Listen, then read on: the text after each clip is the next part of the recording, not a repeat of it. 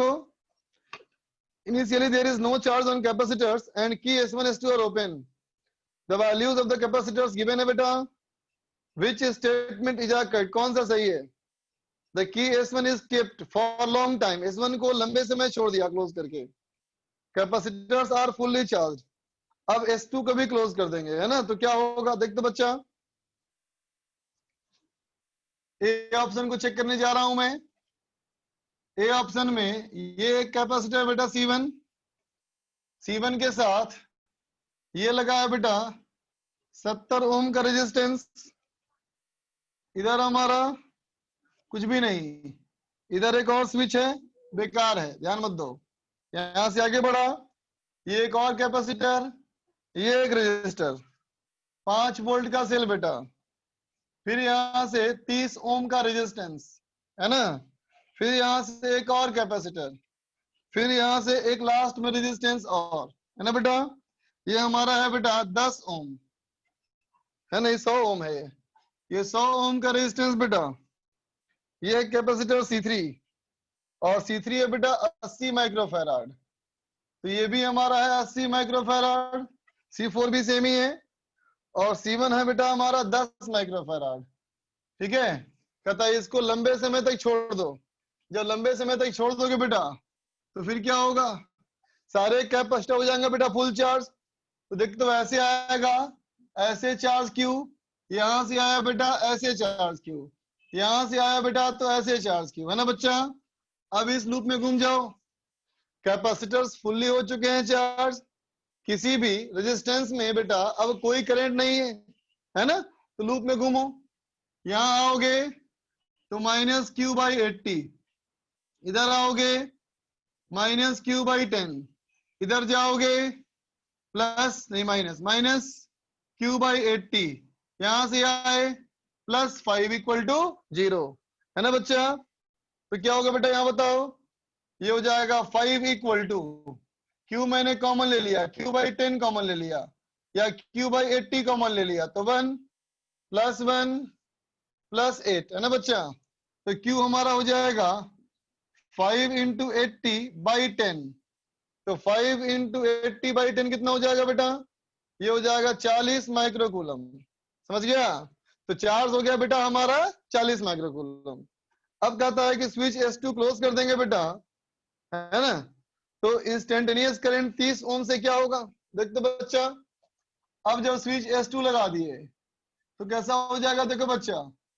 अब हो जाएगा इसी में जोड़ दे रहा हूं बेटा, देख इसी में जोड़ दिया बेटा S2,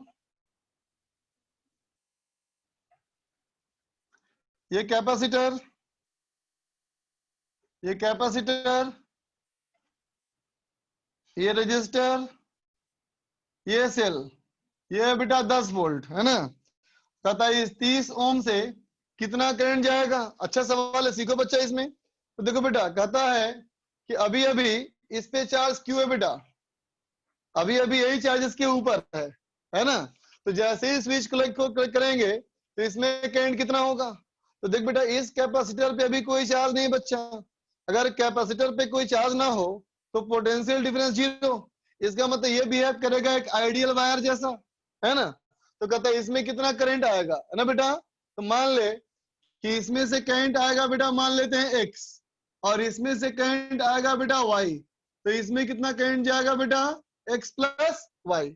ठीक है? अब इस लूप में घूम जाओ, है ना बेटा?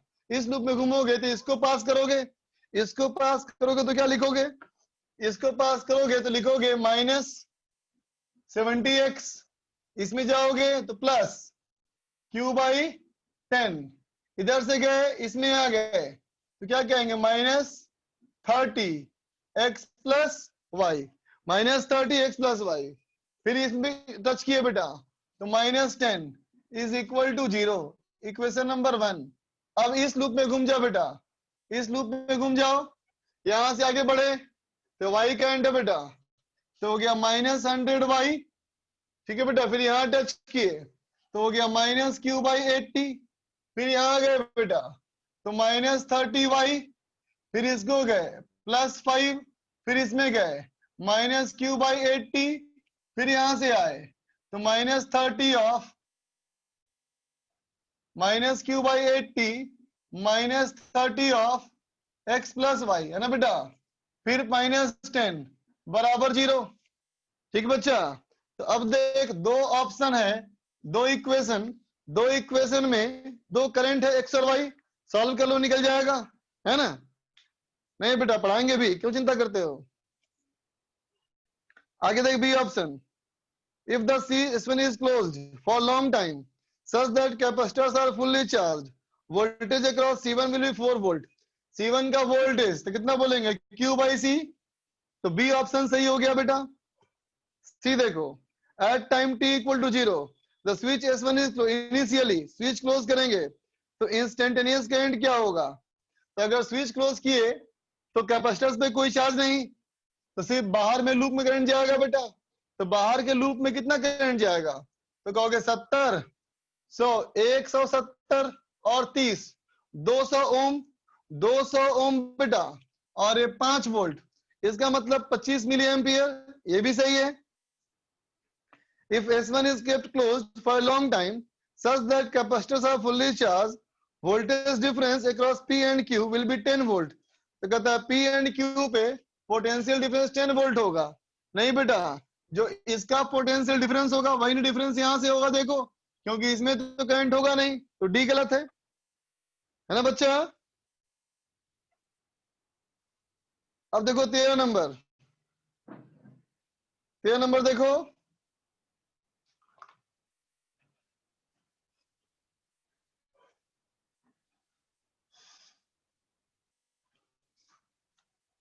तेरह नंबर में कहता है बेटा कि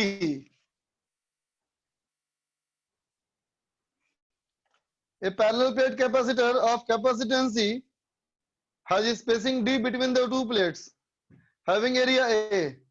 The region between the plates is filled with n dielectric layers। ठीक है बच्चा, parallel to its plates, each of thickness delta equal to d by n। Dielectric constant of the mth layer is इतना। For a very large n, the capacitance C is इतना। तो value of alpha कितना होगा, देखते बच्चा। ये parallel plate capacitor, एक ये प्लेट मान ले बच्चा और एक ये प्लेट मान ले, ठीक है। Region between the plates is filled with n direct layer. इसके अंदर n लेयर्स हैं बच्चा, इसके अंदर n लेयर्स हैं।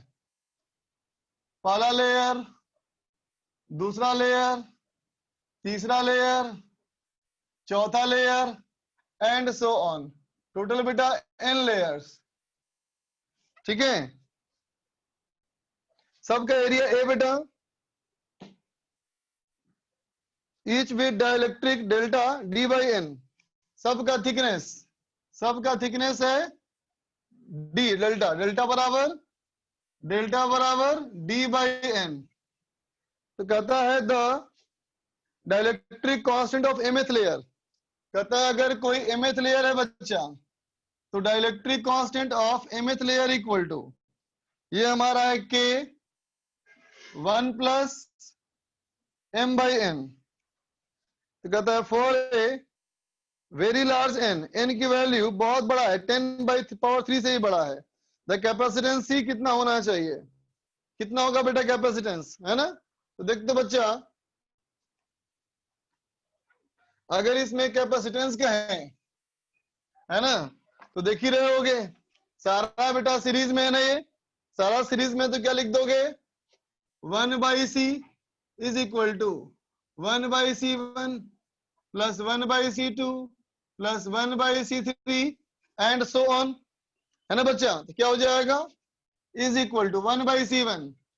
इसका बेटा कितना, इसका कितना कैपेसिटेंस, तो कितना लिखोगे, 1/A epsilon not K1 by delta plus 1/A epsilon not K2 by delta plus 1/A epsilon not K2 by delta and so on, है ना बच्चा। अब यहाँ पे क्या हो जाएगा, delta by A epsilon not common ले ले बच्चा, तो 1/K1 plus 1/k2 plus 1/k3 and so on. ठीक है बच्चा, रुक जाओ 1 मिनट, इंक खत्म हो रहा है।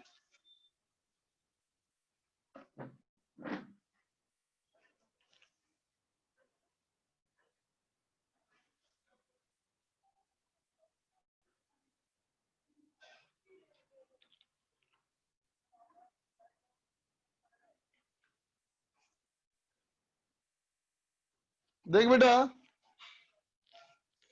इसमें क्या हो जाएगा, delta by A epsilon not 1/k1।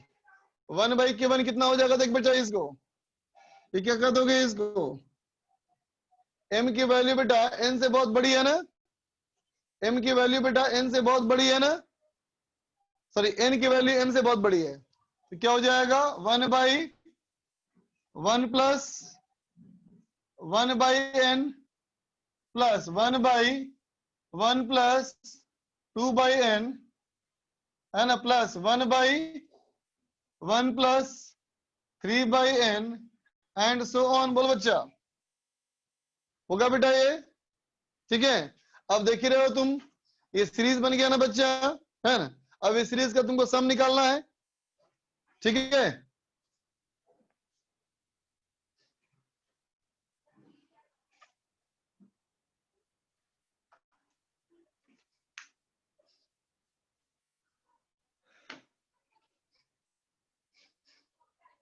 Capacitance का शॉर्ट रिवीजन कोई फायदा नहीं, टेस्ट के बारे में सोच रहे हो अगर, तो कैपेसिटेंस के शॉर्ट रिवीजन से कोई फायदा नहीं बच्चा, क्योंकि कैपेसिटेंस के कितने सवाल होंगे, 2 या 3, है ना बेटा, 2 या 3 ना, क्योंकि चैप्टर 10 है, तो लगभग एक चैप्टर से 2 या 3 सवाल ही है ना बच्चा,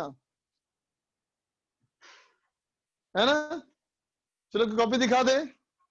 हाँ बेटा, जेई प्लस एनडीए का तैयारी करने के लिए तेरे को एक्स्ट्रा मेहनत करनी पड़ेगी। टोरॉइड छूट गया, हालांकि ये इंपॉर्टेंट नहीं है, इसलिए इंपॉर्टेंट नहीं है ना बेटा, क्योंकि टोरॉइड के बहुत सारे टाइप्स होते हैं, जिसमें से हमें एक टाइप पढ़ना है बेटा। देख लो टोरॉइड का, देख बच्चे टोरॉइड क्या है शेप, तो बच्चा एक सोइनोइड समझ लो, और इस सोइनोइड को अगर हम, इस सोइनोइड को अगर हम, सोइनोइड को अगर यू पकड़ के ऐसे बेंड कर दे, तो ये क्या हो गया, टोरॉइड हो गया। ठीक है बच्चा, तो कैसा होगा, सोइनोइड के जैसा ही शेप, और चारों तरफ घुमा करके इसको बंद किया हुआ। ठीक है बच्चा, ऐसा हमारा, ये हमारा क्या हो गया बेटा, टोरॉइड हो गया। ठीक है, ये हमारा हो गया टोरॉइड।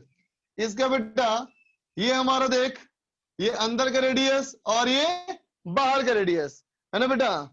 इसका हमारा मीन रेडियस, इसका हमारा बेटा जो मीन रेडियस है, ये है कैपिटल आर। कैपिटल आर क्या है, मीन रेडियस, है ना। और देख इसका रेडियस बेटा स्मॉल आर, तो usually capital R small R से बहुत बड़ा, कैपिटल आर स्मॉल आर से बेटा बहुत बड़ा। ठीक है, और इसमें हमारा करंट ऐसे जा रहा है मान लो, है ना, करंट यहाँ पे ऐसे ऐसे होके आ रहा है बच्चा, तो करंट अगर हमारा ऐसे ऐसे होके आ रहा है, तो हर इस बार में करंट हमारा ऐसा बेटा, हर इस बार में करंट ऐसा, और जो अंदर से आ रहा है वो बाहर की ओर आ रहा है। ठीक है, इसका अगर मुझे निकालना है बेटा मैग्नेटिक फील्ड, है ना, सुनना ध्यान से बच्चा। तो देख बच्चा, इस कहानी में अंदर वाले पॉइंट से करंट निकल रहा है, बाहर वाले पॉइंट पे इंटर कर रहा है, फिर यहां से बाहर निकाला, फिर यहां पे इंटर किया, फिर यहां से बाहर निकला, फिर यहां पे इंटर किया, है ना। मतलब अगर दोनों बाउंड्री पे, अंदर की बाउंड्री पे और बाहर की बाउंड्री पे, दोनों बाउंड्री पे अगर हम सिर्फ डायरेक्शन ऑफ करंट देखें, है ना, तो कैसा बोलोगे। देख बच्चा, तुम कहोगे अंदर वाली सारी बाउंड्री से करंट बाहर निकल रहा है, करंट बाहर निकल रहा है। अंदर वाली सारी बाउंड्री से करंट हमारा बेटा बाहर निकल रहा है, ठीक है, और बाहर वाली बाउंड्री से बेटा, बाहर वाली बाउंड्री से करंट अंदर जा रहा है, बाहर वाली बाउंड्री से करंट हमारा अंदर जा रहा है। ठीक है बेटा, यहां से करंट बाहर निकला, यहां से इंटर किया, फिर ऐसे घूम के बाहर निकला, इंटर किया, वही सिंपल बेटा सोइनॉइड। सोइनॉइड के दोनों एंड को जोड़ दिया, सोइनॉइड घुमा करके जोड़ दिया तो बन गया टोरॉइड। ठीक है, इसमें जो कैपिटल एन है बेटा, ये क्या है? Total number of turns. Capital N हमारा टोटल नंबर ऑफ टर्न्स है ना बेटा। तो एन बाई टोटल कितनी लंबाई, टोटल लंबाई हो गया बेटा ये 2 पाई आर। ये क्या हो गया? Turn density. ये क्या हो गया बेटा? Turn density, number of turns per unit length. पहले क्या था? N by L, number of turns per unit length. अब एल की जगह पे क्या हो गया? 2 पाई आर। ठीक है बच्चा, तो अब देखो ऐसा अगर हमारा होगा बेटा, तो इसके लिए निकालेंगे हम लोग क्या? Magnetic field. कैसे बोलेंगे? देखा ध्यान से, कहोगे बेटा ऐसे ऐसे बनेगा मैग्नेटिक फील्ड लाइंस, ऐसे ऐसे बनेगा बेटा मैग्नेटिक फील्ड लाइंस, है ना। यू बनेंगे मैग्नेटिक फील्ड लाइंस, है ना बेटा। कैसे? ऐसे ऐसे ऐसे, बोल बच्चा। ठीक है, तो जिस तरह से मैग्नेटिक फील्ड लाइंस बन रहा है बेटा, बिल्कुल वैसे ही लूप मान लो। ऐसे मान लिया लूप, है ना, तो फिर एम्पियर्स लॉ। एम्पियर्स लॉ क्या हो गया बेटा? B vector dot DL vector close loop integration is equal to mu naught I enclosed. तो देख बेटा, इसके लिए 2 पाई आर, तो ये हो गया B into 2 pi R equal to, ध्यान देना हमारे लूप में जितने सारे वायर्स थे बेटा, सारे वायर्स आ गए हमारे लूप में, सारे वायर्स आ गए, सारे वायर्स यहां से बाहर निकल रहे हैं, तो क्या हो गया? ये म्यू नॉट एन इंटू आई, है ना बेटा। तो बी इक्वल टू क्या हो गया? Mu not N by 2 pi R into I. इसका मतलब B equal to mu not N I हो गया। ठीक है, इसका मतलब जो सोलेनॉइड का फॉर्मूला वही टोरॉइड का फॉर्मूला। ठीक है बच्चा, लिख ले। बताता हूं बेटा मैग्नेटिक फील्ड लाइंस कैसे बनाया, थोड़ा सा वेट कर ले, पहले इसको नोट कर ले, बताता हूं फिर।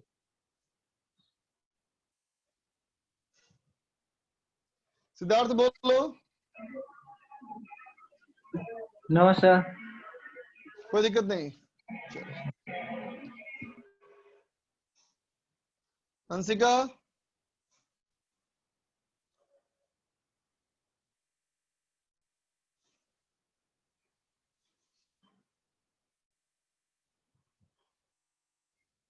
नहीं पूछना है कुछ?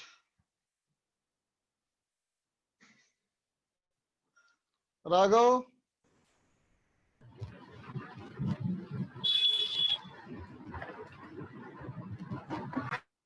कुछ पूछना है बेटा?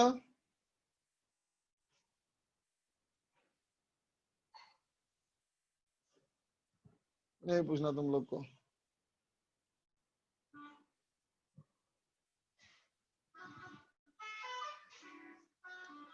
एकदम फर्स्ट क्लास बेटा, एकदम फर्स्ट क्लास।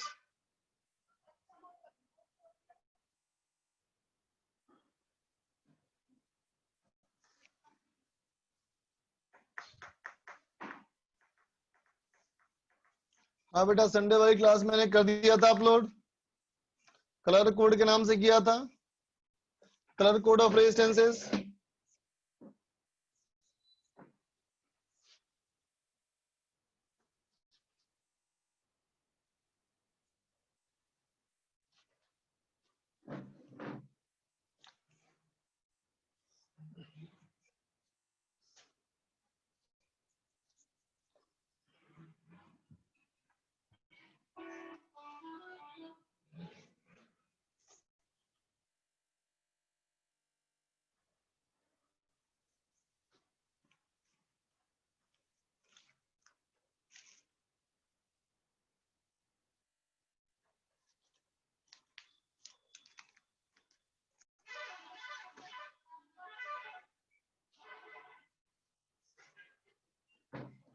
देख बच्चा फिर समझ ले एक बार। जैसे देख ऐसे हमारा था क्या बेटा, सोइनवाइड, ऐसे लंबा होता गया तो था सोइनवाइड। अब देखो बेटा उसको ऐसे मोड़ा तो ऐसे बनेगा ना कर्व, बोलो मोड़ोगे तो ऐसे कर्व बनेगा ना, ऐसे कर्व करके पूरे को ज्वाइन कर दो तो क्या बन गया बेटा, टोरॉइड। ठीक है, हमने क्या कहा था बेटा कि लाइंस बहुत लंबी है, सोइनवाइड बहुत लंबा है, सोइनवाइड बहुत लंबा है बेटा, तो उसको जोड़ेंगे अगर तो बहुत बड़ा बनेगा रेडियस। तो कहा रेडियस ऑफ सोइनवाइड इसके मोटाई से बहुत बड़ा है बेटा। ठीक है, और जितनी बार वो लपेटा गया वो नंबर ऑफ टेंस n बेला n है ना, और इसकी लंबाई हो गई 2 पाई आर। तो n बाई 2 पाई आर का मतलब टर्न डेंसिटी, 1 मीटर लंबाई में नंबर ऑफ टर्न्स। ठीक है बच्चा, अब देखो, अब मैंने कहा इस वाले के लिए, इस वाले का बेटा है ना, देखो यहां से करंट यहां से बाहर निकला, ऐसे अंदर गया, फिर यहां से बाहर, फिर अंदर गया, फिर बाहर, फिर अंदर गया, फिर बाहर, फिर अंदर गया। तो सिर्फ इस बाउंड्री को देखते हो बेटा, तो हर जगह से करंट यहां से बाहर निकलता हुआ है ना बेटा, और अगर इस बाउंड्री को देखते हो तो हर जगह बेटा करंट इंटर करता हुआ। ठीक है ना, बस पहले यही से समझो अभी, है ना। अब इसके आगे देखते हैं। तो देख बच्चा, देख बेटा,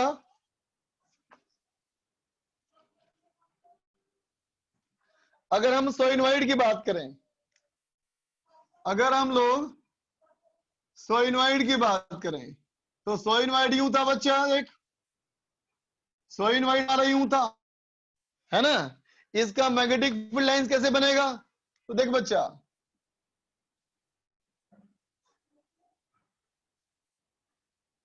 ऐसा मैग्नेटिक फील्ड लाइंस है ना, और ये बनाते हैं कंप्लीट लूप, तो क्या होगा बेटा, देख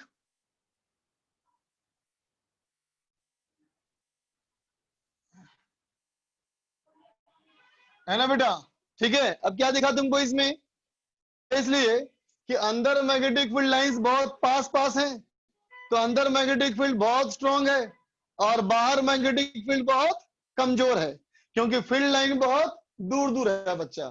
ठीक है ना, तभी कहा था हमने बेटा कि अंदर मैग्नेटिक फील्ड लाइन बहुत हाई और बाहर का फील्ड नेग्लिजिबल, है ना बच्चा। अब सुनो, अब बताओ ऐसे हमको क्यों क्लोज करना पड़ा, तो कहोगे ना magnetic field lines always form a close loop, है ना बेटा, इसलिए हमको ऐसा लूप बनाना पड़ा, क्योंकि मैग्नेटिक फील्ड लाइन तो हर बार लूप बनाएगा ना बेटा, तो ये भी लूप बनाएगा। ठीक है, अब सोचो टोरॉइड, देख बेटा आप सोचो टोरॉइड, है ना, तो देख बेटा मैग्नेटिक फील्ड लाइंस ऐसे ही है ना, मैग्नेटिक फील्ड लाइंस हमारे ऐसे ही है ना बेटा। ठीक है, तो अगर इसको ऐसे मोड़ दिया जाता है, किसकी आवाज आ रही है बेटा, म्यूट करो अपने आप को।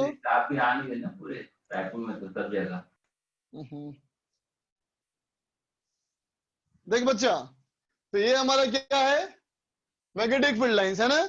अगर इसको ऐसे मोड़ दिया बेटा, इस सोइनवाइड को अगर ऐसे बेंड करके मोड़ दिया बेटा, तो देख अंदर वाली मैग्नेटिक फील्ड लाइंस, अंदर वाली मैग्नेटिक फील्ड लाइंस है ना बच्चा, ये अंदर वाली मैग्नेटिक फील्ड लाइंस अब ऐसे बनेंगी, है ना बेटा, है ना। और अब देखो ये अंदर ही अंदर लूप बन गया ना बेटा, ये अंदर ही अंदर लूप बन गया ना। अब अगर अंदर ही अंदर लूप बन गया बेटा, अंदर ही अंदर अगर लूप बन जाए, है ना, तो अब मैग्नेटिक फील्ड लाइंस को इस तरह से ड्रॉ करने की जरूरत नहीं बेटा, इस एरिया में मैग्नेटिक फील्ड लाइन ड्रॉ करने की जरूरत नहीं, यही वाला मैग्नेटिक फील्ड लाइन अंदर ही अंदर लूप बना दिया। बात समझ गया ना, ठीक है, तो कंफर्म हो गया कि मैग्नेटिक फील्ड लाइन ऐसा बनेगा। तो ऐसा मैग्नेटिक फील्ड लाइन के बेस पे मैंने ऐसा लूप लिया, ब्लैक वाला लूप, है ना, मैग्नेटिक फील्ड लाइंस के पैरेलल। ठीक बच्चा, एम्पियर्स लॉ इस्तेमाल किया, बी डॉट डीएल बराबर म्यू नॉट आई इनक्लोज्ड, तो इसके लिए बी इंटू 2 पाई आर और इसके लिए mu naught I enclosed, total current सारा का सारा वायर, देखो ये सारा वायर लूप के अंदर आ गया, तो एन इंटू आई, तो बी निकल गया बच्चा। ठीक है ना, बात समझे बेटा। अब क्या कहोगे, इस वाले में क्या कहते थे हम लोग कि इस वाले पॉइंट का बी इनसाइड, इसका बोलते थे क्या बेटा, B inside mu not N I, है ना बेटा। और इस वाले पॉइंट का बोलते थे बेटा B outside is much much less than B inside. अंदर वाले के मुकाबले में बाहर वाले का मैग्नेटिक फील्ड क्या बच्चा, नेग्लिजिबल। लेकिन इसमें क्या बोलोगे, इसमें कहोगे बी इनसाइड। ये बेटा बी इनसाइड कितना, म्यू नॉट एन आई। लेकिन बच्चा इन सब में बी आउटसाइड तो कहेंगे 0। यहां मैग्नेटिक फील्ड लाइन बाहर गया ही नहीं। ठीक है बच्चा।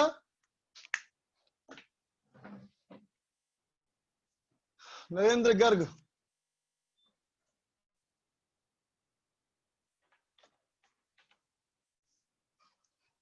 बोलिए। गर्ग साहब बोलिए, क्या बोलना है आपको। हेलो हाँ बोलो। सर, ये B vector dot DL vector में इनके बीच का हाँ एंगल 0 डिग्री होना चाहिए, जो जाके बी डीएल लिख तभी सकते 2 हैं पाई हम। आर होगा ना। जिस डायरेक्शन में फील्ड होगा उस डायरेक्शन में ही जा रहे हैं हम लोग भी, सेम डायरेक्शन। नहीं, इसमें cos 0 होना चाहिए ना, मतलब डीएल वेक्टर और बी वेक्टर के बीच में, वो कैसे होगा? हाँ B D L cos 0, cos 0 1 हो गया। नहीं, cos 0 कैसे हुआ? मैग्नेटिक फील्ड लाइन डायग्राम दिख रहा है ऊपर, हाँ, जो रेड लाइन है, रेड लाइन वो मैग्नेटिक फील्ड लाइंस हैं। और हाँ। जो उसके पीछे ब्लैक लाइन है वो क्या है, हमारा लूप है। तो दिख रहा है बेटा हर जगह मैग्नेटिक फील्ड लाइन का टेंजेंट, हर जगह मैग्नेटिक फील्ड लाइन का टेंजेंट, और ये लूप है ना पैरेलल। Yes sir.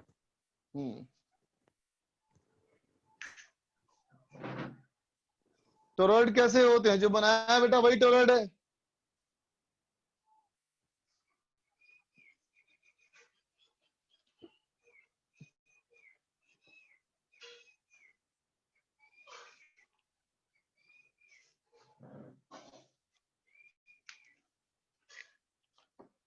इसके ऊपर न्यूमेरिकल नहीं के बराबर।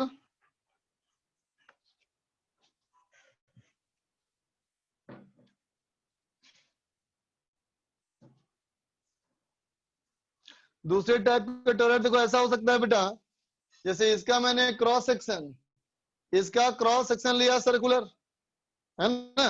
टोरॉइड का क्रॉस सेक्शन सर्कुलर नहीं भी हो सकता है, स्क्वायर हो सकता है ना बच्चा। बात समझा। टोरॉइड हमारा जो लिया वो एग्जैक्ट सर्किल लिया, सर्किल ना शेप करके और भी कोई शेप का क्लोज हो सकता है बच्चा, है ना। लेकिन यूनिफॉर्म मैग्नेटिक फील्ड सिर्फ इसी में होता है, बाकी सब में होता है बेटा नो यूनिफॉर्म। और हमारे सिलेबस में ज्यादा है भी नहीं बच्चा ये, हमारे सिलेबस में 100 यूनिट तक ही है बेटा। तुमने टोक दिया तो मैंने बता दिया। अब चल देखा जाए वापस फिर से, magnetic force on moving charges. ठीक बच्चा, इमेजिन कर बेटा कि एक मैग्नेटिक फील्ड हमारा ऐसा है, इस मैग्नेटिक फील्ड में एक positive charge Q v velocity से मूव कर रहा है। तो magnetic force on moving charges, on moving charge, ये फॉर्मूला होगा F vector equal to Q V vector cross B vector. इसका कोई डेरिवेशन नहीं है बच्चा, है ना, ये फंडामेंटल लॉ है। ठीक है, तो F वेक्टर बराबर Q V vector cross B vector. ठीक है, तो इसमें अगर हम लोग इसका मैग्नीट्यूड देखें, अगर इसका देखोगे बेटा मैग्नीट्यूड, तो हो जाएगा F equal to Q V B sine theta, है ना। Q V B sine theta मतलब अगर एंगल 0 कर दें और अगर एंगल हम 180 कर दें तो मैग्नेटिक फोर्स 0 हो जाएगा। तो सबसे पहला पॉइंट, अगर वेलोसिटी और मैग्नेटिक फील्ड पैरेलल हो, वेलोसिटी और मैग्नेटिक फील्ड एंटी पैरेलल हो, है ना, तो मैग्नेटिक फोर्स 0 हो जाएगा। इसका मतलब ये चार्ज पार्टिकल कोई भी मैग्नेटिक फोर्स एक्सपीरियंस नहीं करेगा। ठीक है बच्चा। अब देखो दूसरा पॉइंट, दूसरा पॉइंट देख बच्चा, ये मैग्नेटिक फोर्स जो होगा बेटा सबसे ज्यादा कब होगा, जब एंगल सबसे ज्यादा होगा 90 डिग्री का एंगल। तो क्या कहोगे, फोर्स हमारा मैक्सिमम होगा बेटा जब एंगल हमेशा 90 हो। ठीक है ना बेटा? क्यों लिख रहे हो? फॉर्मूला कहां से आया? मैंने कहा ना बेटा, ये फंडामेंटल लॉ है ना? इसका कोई डेरिवेशन नहीं बच्चा। अब देखो आगे, इन डायरेक्शन, अगर कहोगे बेटा डायरेक्शन, डायरेक्शन वैसे ही right hand thumb rule, right hand thumb rule लगाना है बेटा, है ना? कैसे लगाना है? तो फिर वैसे ही, पहला वेक्टर कौन है? वेलोसिटी। दूसरा वेक्टर मैग्नेटिक फील्ड। पहले वेक्टर की तरफ अंगूठा, दूसरे वेक्टर की तरफ हथेली। जहां हथेली मुड़ेगा वही डायरेक्शन ऑफ फोर्स आएगा। इसका मतलब मैग्नेटिक फोर्स जो होगा ये मैग्नेटिक फील्ड के भी परपेंडिकुलर होगा और वेलोसिटी के भी परपेंडिकुलर होगा। ठीक है बच्चा? मैग्नेटिक फोर्स इन दोनों के प्लेन से परपेंडिकुलर होगा।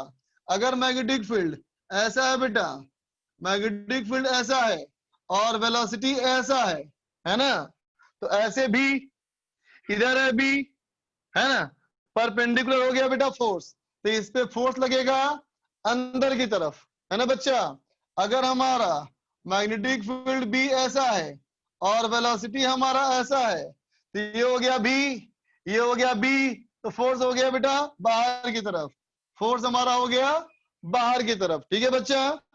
सुन बेटा, मैग्नेटिक फोर्स और वेलोसिटी एक दूसरे के परपेंडिकुलर है ना? तो अगर फोर्स और वेलोसिटी परपेंडिकुलर है, मतलब फोर्स और इंस्टेंटेनियस डिस्प्लेसमेंट ये भी हमारा परपेंडिकुलर है। तो अगर फोर्स और डिस्प्लेसमेंट परपेंडिकुलर है तो वर्क डन हमेशा जीरो होगा। ठीक है? तो कॉन्सेप्ट क्या लिखेंगे यहाँ पे? लिखेंगे no work, no work is done, no work is done by magnetic force. Magnetic force की वजह से कोई वर्क नहीं होता, है ना बेटा? ठीक है? हेंस, इसलिए hence kinetic energy, hence kinetic energy of charge particle, kinetic energy of charge particle हमेशा क्या होगा? कांस्टेंट होगा। समझा बेटा? ऐसा कोई भी एरिया जिस एरिया में सिर्फ और सिर्फ मैग्नेटिक फील्ड हो और कोई फील्ड ना हो, उस पार्टिकल में अगर कोई चार्ज पार्टिकल को फेंक दोगे तो वर्क डन हमेशा जीरो होगा। वर्क डन जीरो होगा, इसलिए पार्टिकल की वेलोसिटी स्पीड हमेशा कांस्टेंट रहेगी। ठीक है बच्चा? लिख ले इसको।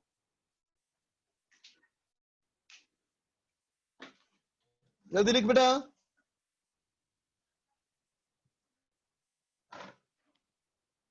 अभी मुझे गोली मार देगा, जेल हो जाएगा तेरे को, है ना? एक बच्चा मेरे को गोली मारना चाह रहा है और तेरे को जेल हो जाएगा रे, फिर क्या करेगा तुम?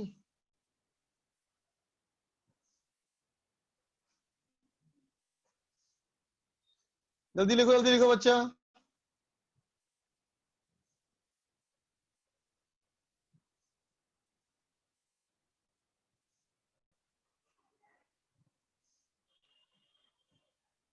अरे भाई कितना बात लिखता है तुम लोग पेशेंस रखो, सारी चीजें कवर हो जाए। बहुत इम्पेशेंट रहते हो। बंद कर देता हूँ भाई, चैट बंद कर दिया मैंने। जल्दी लिखो।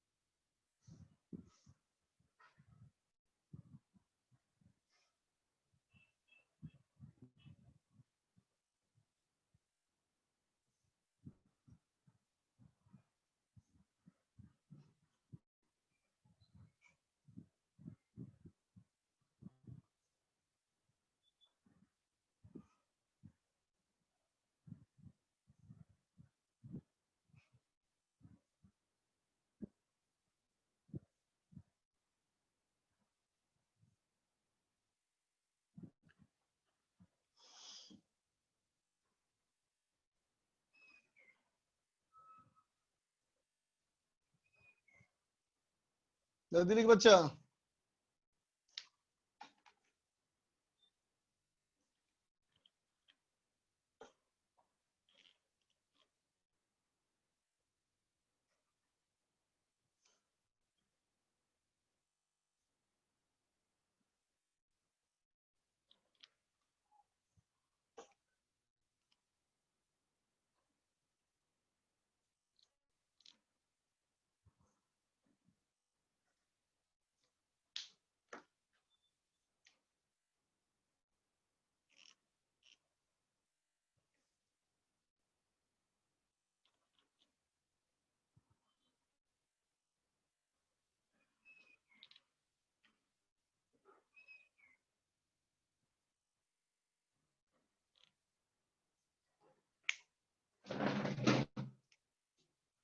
आगे देख बच्चा,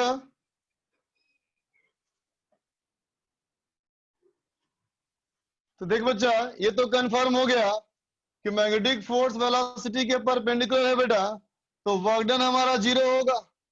वर्क डन जीरो होगा तो पार्टिकल की काइनेटिक एनर्जी नहीं बदलेगी, है ना।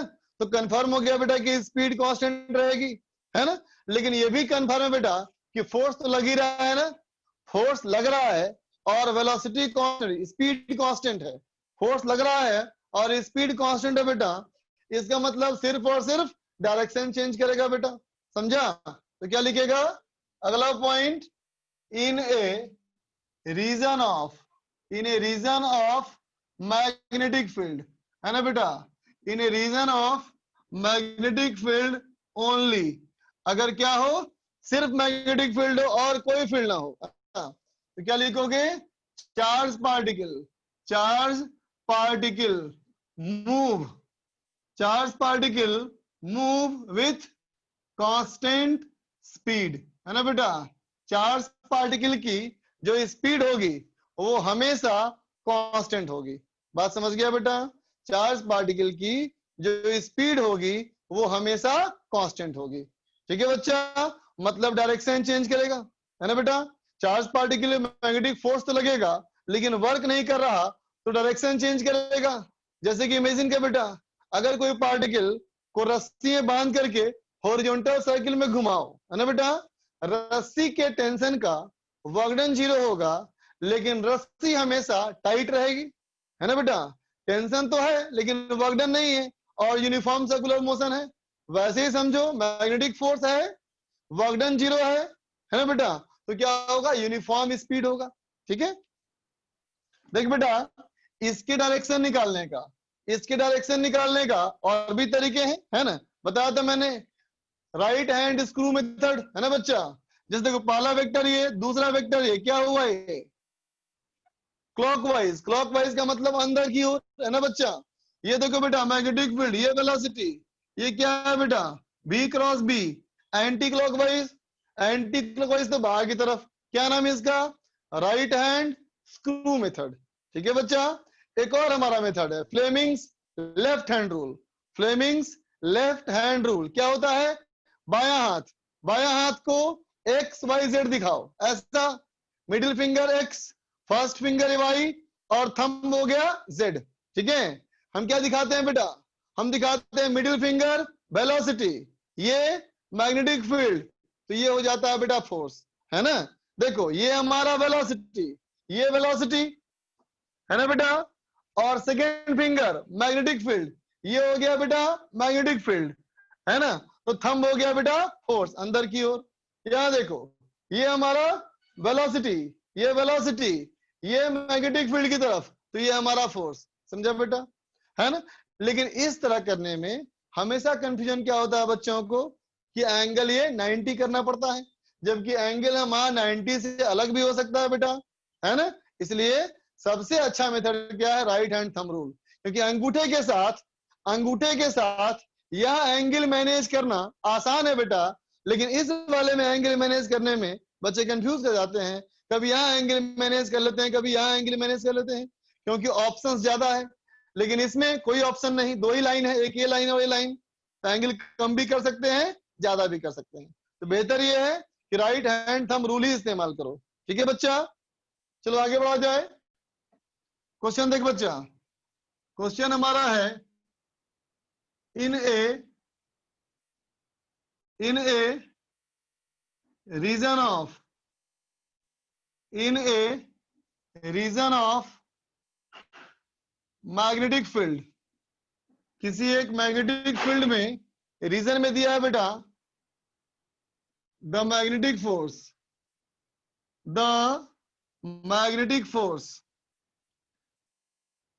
F M vector equal to 3i cap plus 4j cap plus 5k cap, है ना बेटा।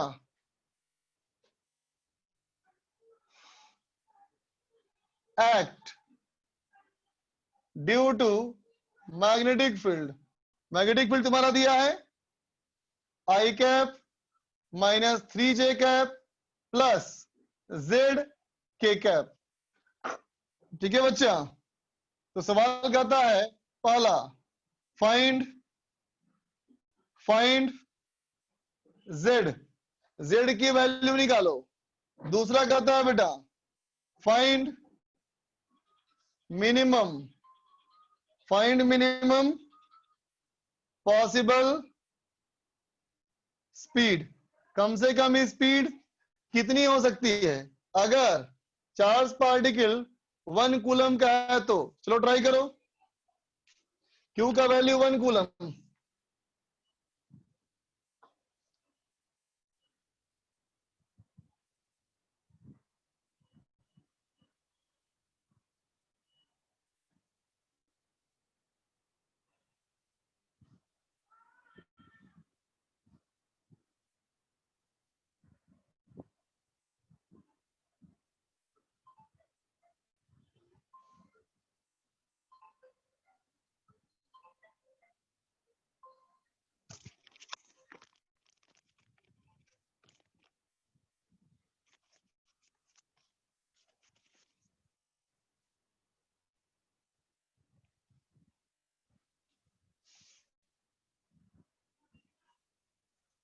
हमसे बताओ कोई।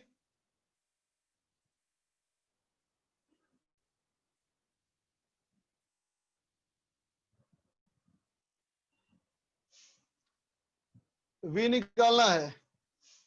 जमल का आंसर 9/5, अंशु का 9/5, राज रोशन 9/5, विश्वजीत 9/5। टॉरॉयड में current and magnetic field lines are in same direction. नहीं बच्चा, बिल्कुल सेम नहीं, गलत सोच रहे हो तुम। डायग्राम ठीक देखो, डायग्राम को अच्छे से देखो। हाँ 9/5 is the correct answer. First का 9/5 सही है बच्चा, है ना। अब सेकेंड पार्ट के लिए स्पीड निकालो कम से कम। 9/5 सब बच्चों का सही आया, अभी का, मेहुल कुमार का, अभी का, सुशांत का, सबका सही बच्चा। सेकेंड पार्ट करो, कम से कम स्पीड कितनी। अदिति का भी सही है, अभी का भी सही है, लेकिन सेकेंड पार्ट किसी का नहीं आया अब तक।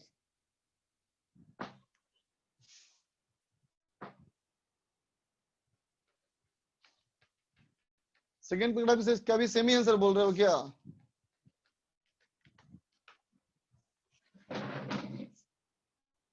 चल देख बच्चा,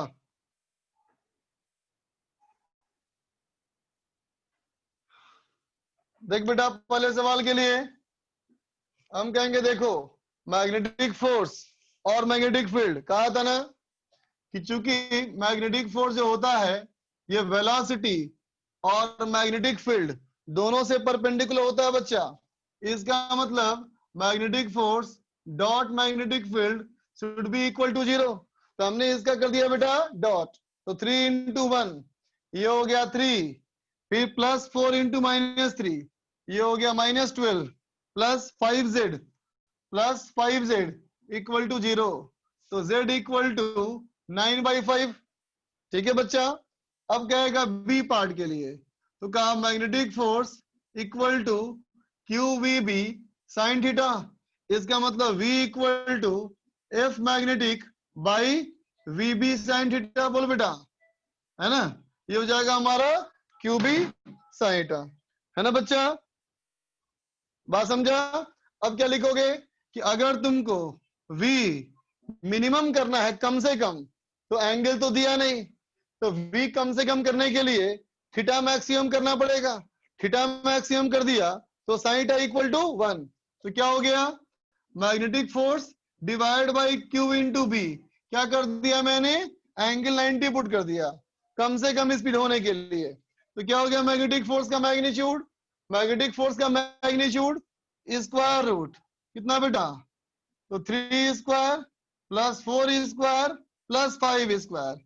क्यू हो गया बेटा 1, स्क्वायर रूट बी का मैग्नेटिक फील्ड, बी का मैग्नीट्यूड 1 प्लस 3 का स्क्वायर और प्लस 9/5 का स्क्वायर।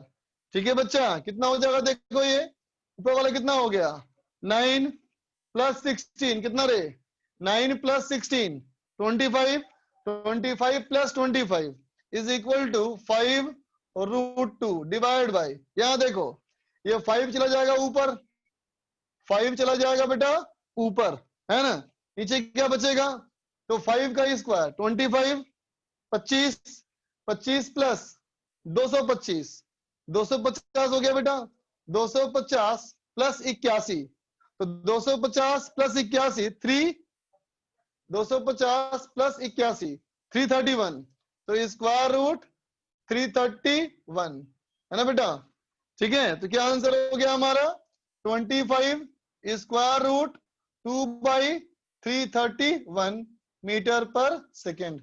ये स्पीड कम से कम संभव है, इससे कम संभव स्पीड नहीं है बच्चा, लिख लो।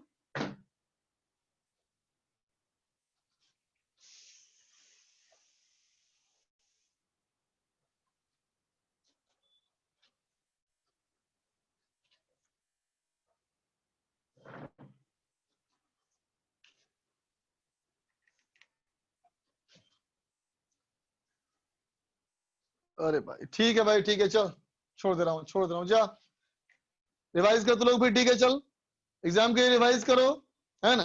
कल मैं दोपहर वगैरह में तुम लोग को डाउट के लिए 1 आध घंटे का समय दूंगा, है ना, टेलीग्राम ग्रुप में मैं लिख दूंगा, ठीक है बच्चा, उस समय सब लोग डाउट के लिए अवेलेबल हो जाना, ठीक है। चलो बाय। एफ परपेंडिकुलर कैसे हुआ, अरे बेटा एफ परपेंडिकुलर से होगा, एफ बराबर क्या होता है, क्यू वी क्रॉस बी होता है ना रे, तो फोर्स जो होगा इसके और इस